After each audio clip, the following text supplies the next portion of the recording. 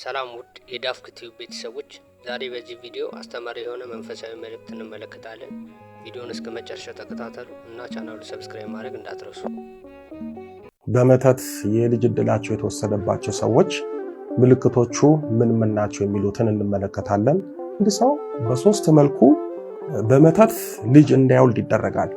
አንደኛው ትዳር እንዳይዝ ከሰው በታች እንዲሆን በምቀኞቹ የተሰራበት መተት ለትዳሬው ስለማያበቃው ወይም ትዳር እንዳይዝ ስለሚያደርገው ልጅ ሳይወልድ ይቀራል። ይህ ማለት አግብቶ ልጅ የመውለድ ዕድሉ በመተት ተነጠቀ ወይም ተዘጋ ማለት ነው። በነገራችን ላይ የዕድል መተት ሲባል ተጠቅልሎ የዕድል መተት ተባለ እንጂ በዕድል መተት ውስጥ ብዙ የዕድል መተቶች አሉ። አንዲት ሴት የትዳር ዕድሏ በመተት ተወሰደ ማለት በመተት ልጅ እንዳትወልድ ተደረገባት ማለት ነው። የትዳር ዕድላችሁ በመተት ሲወሰድ አብሮ የትዳር ሕይወታችሁ ልጅ የመውለድ ዕድላችሁ አብሮ ነው የሚወሰደው። ሁለተኛው ቢያገቡም በመተት ድግምት በሚላክባቸው አጋንንት ሴት ከሆነች የማህፀን ህመምተኛ እንድትሆን ማህፀኗ እንዲዘጋ፣ ወንድ ከሆነ የመራቢያ ዘር ችግር እንዲኖርበት በማድረግ ልጅ እንዳይወልድ ይደረጋል። ሶስተኛው የልጅ ዕድሉን በመተት በመውሰድ ልጅ እንዳይወልድ ይደረጋል። ወዳጆች ይህ ሁሉ በመተት በሰው ላይ የሚመተተው በቁስ ነው። ለምሳሌ እንደ ውስጥ ልብስ፣ ፓንት፣ ፀጉር፣ በሚለበሱ ልብስ፣ በሚመገቡት ምግብና በሚጠጡት መጠጥ ላይ በማስደገም ይተናኮላሉ። ዛሬ በትዳር ሕይወታቸው የልጅ ዕድላቸውን በመተት ተነጥቀው ያለ ልጅ የሚኖሩትን እግዚአብሔር ይቁጠራቸው።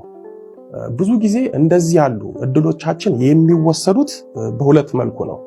አንደኛው ገና ትዳር ሳንይዝ ዕድላችን ተቆጥሮ በመተት ታስሮ ይወሰድብናል። ሁለተኛው ደግሞ ትዳር ከያዝን በኋላ በቅናት በምቀኝነት ተመትቶብን ይወሰዳል።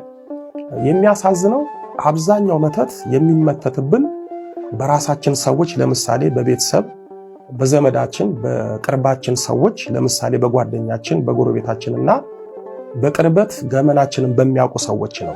በመተት የልጅ ዕድላቸው የተወሰደባቸው ሰዎች ምልክቶቹ ምን ምን ናቸው የሚሉትን ስናይ በማህፀናቸው ላይ መተት ተመትቶባቸው ልጅ እንዳይወልዱ የተደረገባቸው እህቶቻችን ወይም ልጅ የመውለድ ዕድላቸው የተወሰደባቸው ሰዎች ማህፀናቸው ላይ ልዩ ልዩ ምልክቶች ያያሉ።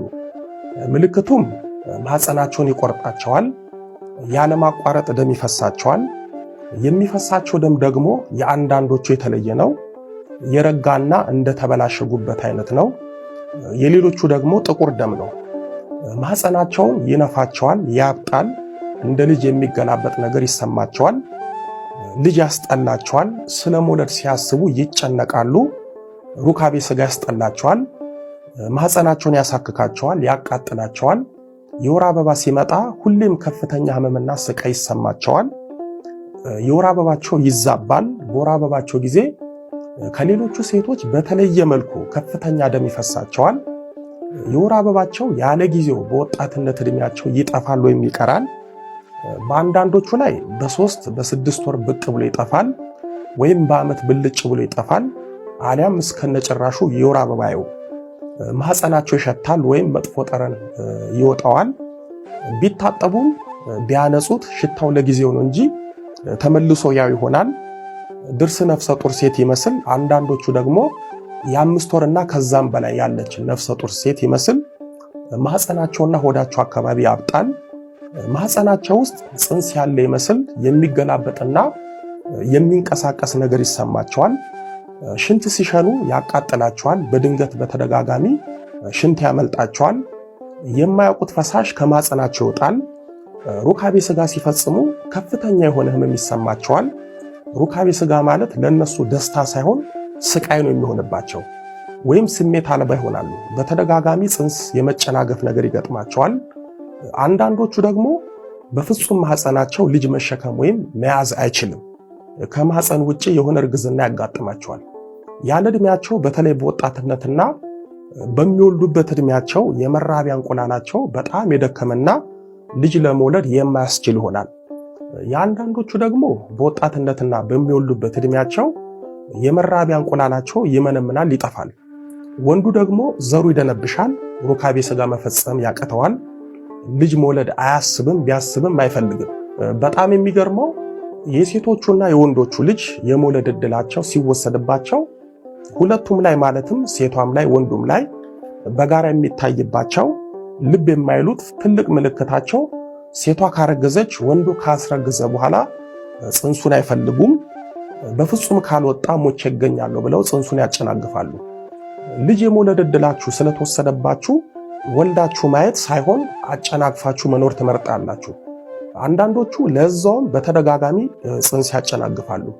በነገራችን ላይ እነዚህ የነገርኳችሁ ጥቂት የማይባሉት ምልክቶች ወንድና ሴት አይነ ጥላ ሾተ ላይ ወይም ወንድና ሴት ዛር የዛር ቡዳ ማህፀን ላይ ሲቀመጡ የምታዩት ምልክቶች ናቸው። ባለትዳሮች በኢኮኖሚና አራርቆ በመውለድ ፈሊጥ ምክንያት ልጅ የምታጨናግፉት ልጅ የመውለድ ዕድላችሁ ሲወሰድባችሁ ነው። የወለላይቱ እመቤት ልጆች በዚህ ሰይጣን ተፈቶ በተለቀቀበት ሰው ከአጋንንት ይልቅ በከፋበት ባለቀበት ዘመን ክፉ ምቀኞች፣ ተቃራኒ ሰዎች ገንዘባችንን ብቻ ሳይሆን የልጅ ዕድላችንንም ይሰልቡብናል።